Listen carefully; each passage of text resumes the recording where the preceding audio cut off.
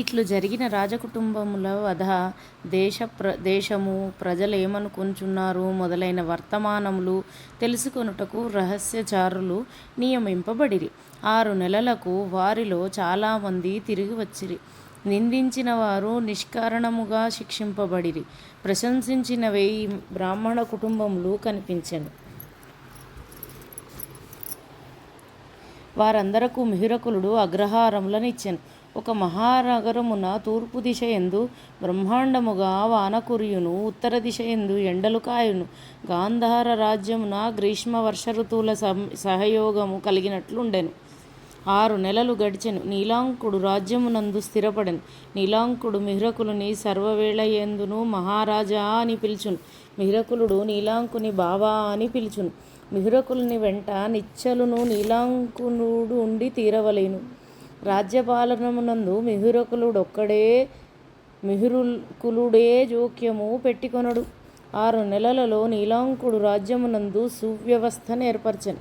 రాజాధికారుల మాంద్యము తొలగిపోయెను. ఒకనాడు అన్యాయము చేయుటకు పూనుకొనడు. ఒక్కడన్యాయము చేయుటకు పూనుకొనడు. తన ధర్మమునందు ఎవ్వడునూ జాగు చేయడు.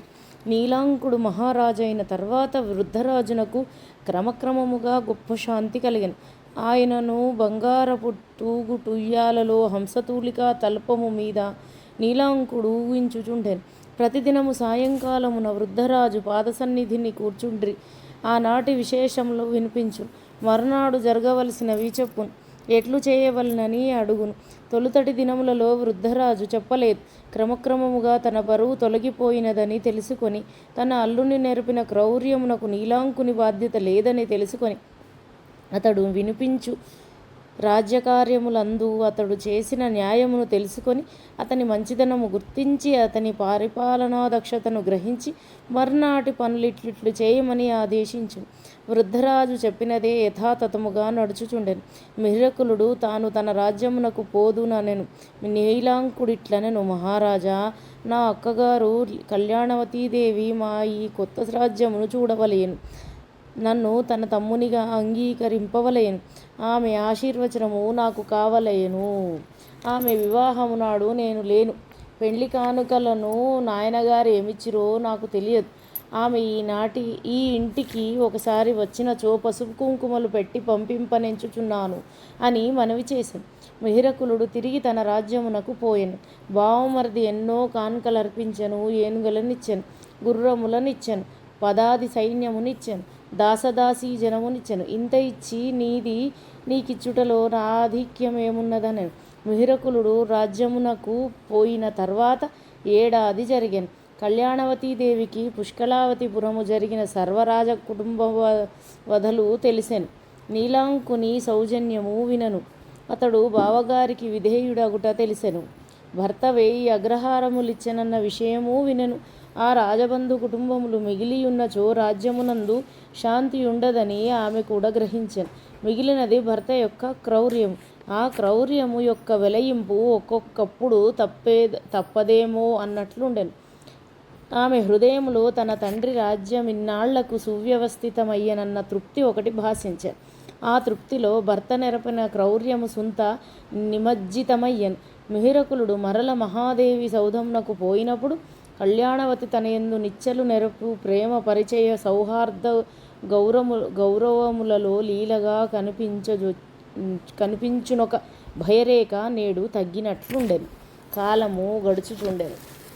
మిహిరకులుని రాజ్యమెట్టిదో, వాని స్వరూపమెట్టిదో, వాడుదయించిన వేళా విశేషమెట్టిదో శాంతముగా రాజ్యము నడుచుటకు వీలుండెను. అతనికెదురు లేదని అందరకును తెలియును.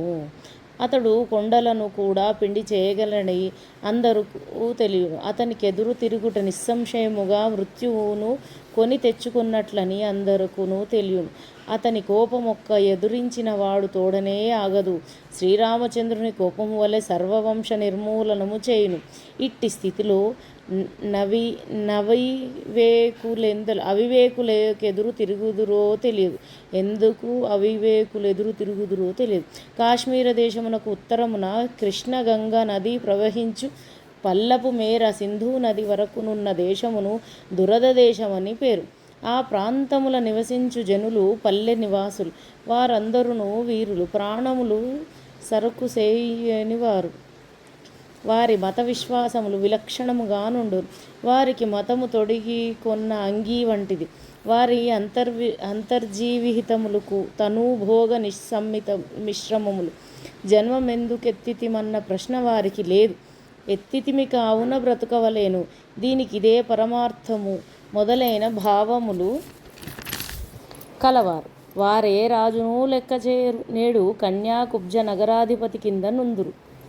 4 ఏండ్ల తర్వాత గాంధార రాజ్యాధిపతి కింద ఉందురు. మరికొన్నాళ్లకు కాశ్మీరము కింద యుందురు. వారు మహావీరులు, మహాసాహసులు. వారికి బ్రతికి ఉన్నను చచ్చిపోయినను ఒకటే. చుట్టుపట్ల ఉన్న సర్వరాజులను వారిని సైనికులుగా తీసుకొందురు. వారు సోమరులు. నివసించు ప్రదేశము రత్నగర్భ. వారు పండింపరు, పండిన దానిని లెక్క చేయరు. ఎవనినో సైనికునిగా సేవించి సంపాదించినది తిందురు, లేదా దోచుకొని తిందురు. ఆ రాజునకు కప్పము కట్టుదురు. ఆ రాజు గ్రామంలోనే దోచుకొందురు. దండించుటకు రాజు సైన్యములు వచ్చును. వీరు లోయలలో దాగికొందురు. ఆ సైనికులు వీరి పల్లెల మీద పడి ధ్వంసము చేయుదురు. సైనికులు రాకముందే వారి స్త్రీలు శిశువులను పారిపోవుదురు. వారి కుటీరములు దోచుకొనుటకు పనికిరావు. తగులబెట్టినందువలన ప్రయోజనము లేదు. వారికి ఒక్కొక్క ఇంటి కంటే ధనవంతులు పిడుకల గుడిసెలలో భద్రముగా ఉందురు. ఈ జాతిలోని యువకులు ఒక్కొక్కప్పుడు నిరుద్యోగులగుదురు. చుట్టుపక్కలనున్న రాజుల సేనలలో చేరని వారి సంఖ్య ఎక్కువగా ఉండును. ఇతర రాజు మీద దండెత్తవలయునన్న కోరిక లేని రాజులు చుట్టుపట్ల ఉన్నచో వీరు నిర్వ్యవసాయులగుదురు. అందుచేత వారి రాజ్యం ఆరాజ్యం అనిక లేక చుట్టుపక్కలనున్న సర్వరాజ్యముల మీదికి దాడి వెలదురు. ఆ దరదజాతి అందొక విశిష్టమైన లక్షణము కలదు. ఒక రాజు తన దేశమును భద్రముగా నుంచుకొనుచున్నాడన్న మాటను వారు ఓర్వలేరు. అందుచేత కాశ్మీరము మీద వారి పగబూనిరి. దరద దేశమును సాధించుట అనగా అది అల్పపు పని కాదు. ఒక్కొక్కప్పుడు అది 10 ఏండ్లు పట్టవచ్చును. వారి నాయకులెవ్వరో తెలియదు. ఎవడో వచ్చి సంధి చేసుకును. వాడు నాయకుడే కాడు. నాయకులన్న వారిని 10 మందిని పట్టుకొని రాజు వధించును. మృత్యు అన్నది వారికి శిశుక్రీడ. నాగరకమైన రాజ్యములో రాజు కొందరిని తీవ్రముగా శిక్షించినచో తక్కిన వారికి అది భయహేతువు అగును. అనాగరకులలో అది భయహేతువు కాదు. వారికి అది హాస్యము. దరదజాతి ఇట్టిది. మిహురకులుడు వారిని ఎదిరింపవలసి వచ్చెను. వారితో అతడు 10 ఏండ్లు యుద్ధము చేసెను. తన సైన్యము కొంత వ్యయపెట్టుకొనెను. ఆ సైన్యము నట నుండి కదిలింపలేదు. ఆ 10 ఏండ్లలో 1,00,000 మంది దారదులు నశించిపోయిరి. అప్పటికచట శాంతి కుదరదు. మరి ఒక రాష్ట్రం ఉన్నది. పూర్వకాలంలో దానిని లో రాష్ట్రం అనడివారు. దానిని నేడు లడక్ రాష్ట్రం అనుచున్నారు.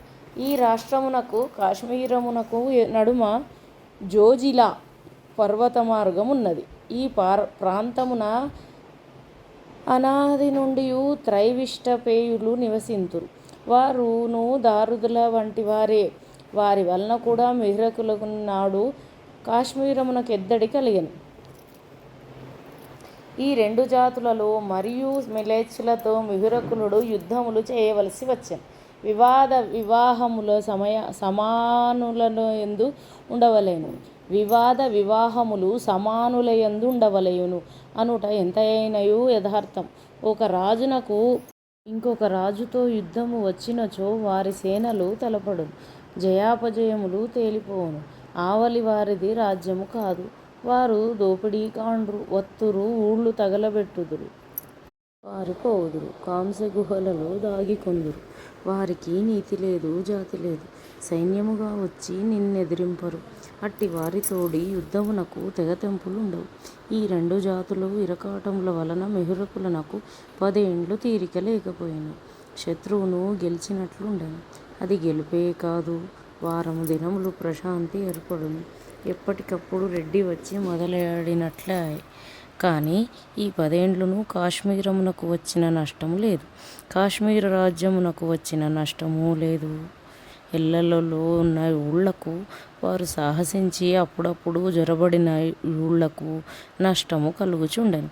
వీని అన్నింటికంటే ఈ యుద్ధములే మిహురకులకు ప్రియతములుగా ఉండెను.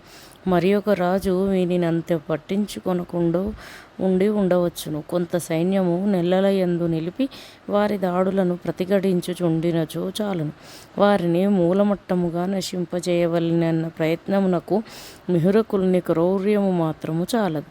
ఒక దేశమును ఒక ప్రాంతమును పురుగు లేకుండా నిర్ధూమధామము చేయవలెనన్నచో కావలసిన రాజు గాని జాతి గాని మిహురకులుని కంటే 10 ఆకులు ఎక్కువ చదివినది కావలేను. మిహురకులునకు ఇందులోని తృప్తి ఏమనగా అతని దైనందినమైన భేతాళ భావ పరితృప్తి కొరకు నిత్యముగా దారుదులు లేచుల బాట్టులుగా దొరుకుచుండ్రి. బాట్టులనగా లో రాష్ట్రముల వారు నెలల కొలది వారిని బంధితులనైన వారిని తెచ్చి మిహురకులుడు వధించుచుండెను. వారిని వధించుట మిహురకులకు మరియూ ఇష్టముగా ఉండెను. వారు ఆటవీకులు, పార్వతేయులు. వారి భాష వేరు. వారెంత శ్రమ అయినా పడుదురు, ఎంత బాధ అయినా సహింతురు. కానీ ఎప్పుడో భరింపలేని ఒక బాధ వేళ వారు చిత్రముగా అరుతురు. ఆ అరుపు నెమలి కూసినట్లుండును. అట్టి నెమలి కూత కాదు. నెమలి కూతలో వర్షపు ఋతువునందలి మహామండూక ధ్వనులుండును. సృష్టిలో మేఘమును చూచి నెమలి అరచుట కలదు. వానలు కురిసినచో కప్పలు బెకబెకలాడుట కలదు. ఈ రెండు విడివిడి స్వరములు. రెండునూ కలిసి ఆ ఆటవీకులు, ఆ పార్వతీయులు నెరపటి కంఠారావమునందు మిహురకులుడు తన యందు వర్షకాల మేఘము సమృద్ధిగా పండించునట్లు భావించుకొనుచుండును.